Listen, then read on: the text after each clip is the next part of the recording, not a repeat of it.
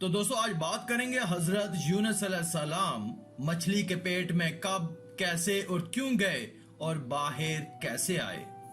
ناظرین، حضرت یونس علیہ السلام کو اللہ تعالیٰ نے نینوا، موجودہ عراق کا شہر موصل کی بستی کی ہدایت کے لیے بھیجا۔ نینوا میں آپ علیہ السلام کئی سال تک ان کو تبلیغ کی دعوت دیتے رہے، مگر قوم ایمان نہ لائی تو آپ علیہ السلام نے ان کو عذاب کے آنے کی خبر دی اور ترشیش یعنی موجودہ تیونس کی طرف جانے کے لیے نکلے۔ حضرت یونس علیہ السلام جب قوم سے ناراض ہو کر چلے گئے تو قوم نے آپ علیہ السلام کے پیچھے توبہ کر لی۔ دوسری طرف آپ علیہ السلام اپنے سفر کے دوران سمندر کو عبور کرنے کے لیے اسرائیل کے علاقہ یافا میں سمندر کے کنارے پہنچے۔ ساحل سمندر معلوم ہوتا ہے بستی سے دور نہ تھا۔ آپ وہاں پہنچے، ایک سواریوں سے بھرا ہوا جہاز روانگی کے لیے آمادہ تھا۔ آپ علیہ السلام اس میں سوار ہو گئے۔ جب وہ جہاز میں سوار ہو کر روانہ ہوئے تو رستے میں جہاز طوفان میں گھر گیا۔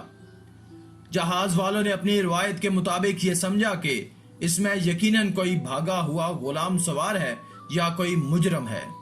جب تک اسے الگ کر کے دریا میں نہیں ڈالا جائے گا، جہاز اس طوفان سے باہر نہیں نکل سکتا۔ چنانچہ مجرم کا تعین کرنے کے لیے قرآن اندازی کا فیصلہ کیا گیا۔ اگرچہ اسلام کسی قرآن اندازی کے ذریعے مجرم ثابت کرنے کو جائز نہیں سمجھتا، لیکن جہاز والوں نے اپنی روایت کے مطابق اس پر عمل کیا اور کہا جاتا ہے کہ حضرت یونس علیہ السلام سے ہی قرآن اندازی کروائی گئی، کیونکہ جہاز میں سب سے زیادہ باوقار وہی نظر آ رہے تھے۔ لیکن قدرت کا کمال دیکھیے کہ قرآن اندازی انہی کے نام نکلی۔ وہ اس قرآن اندازی کے مطابق سمندر میں پھینک دیے گئے۔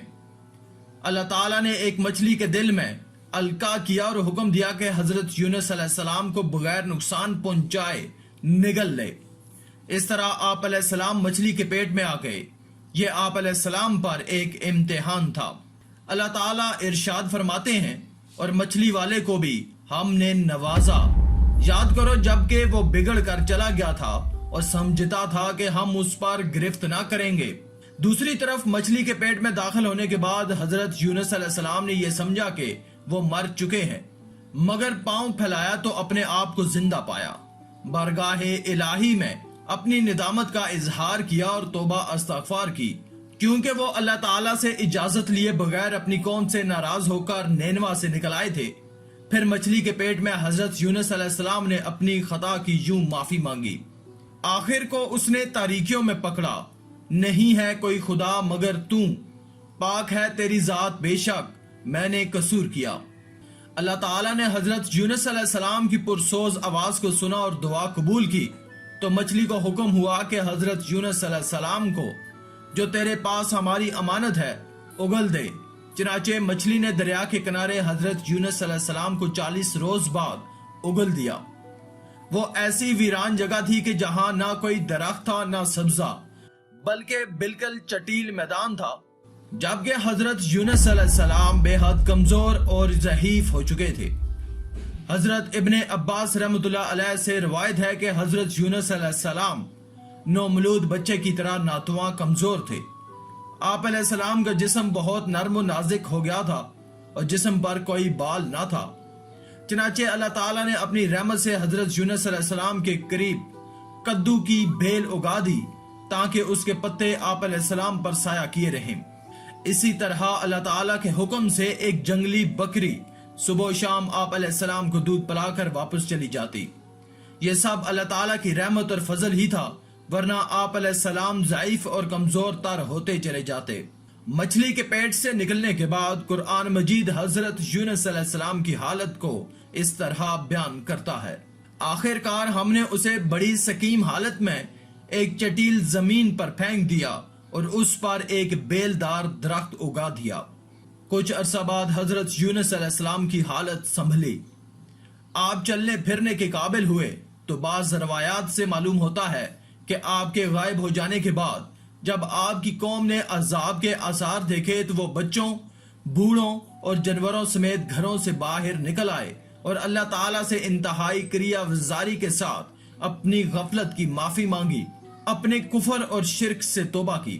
اللہ تعالیٰ نے کرم فرمایا، ان کے سر پر تلا ہوا عذاب ٹل گیا۔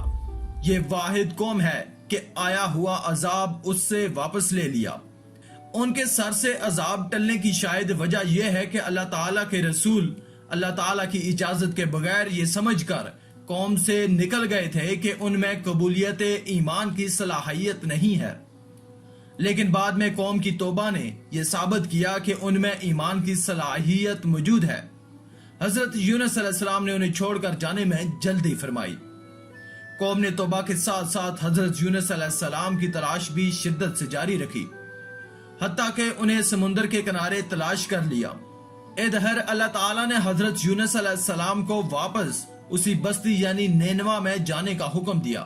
چنانچہ جیسے ہی آپ وہاں پہنچے، لوگ دیوانہ وار آپ کی طرف لپکے اور ایمان لے آئے۔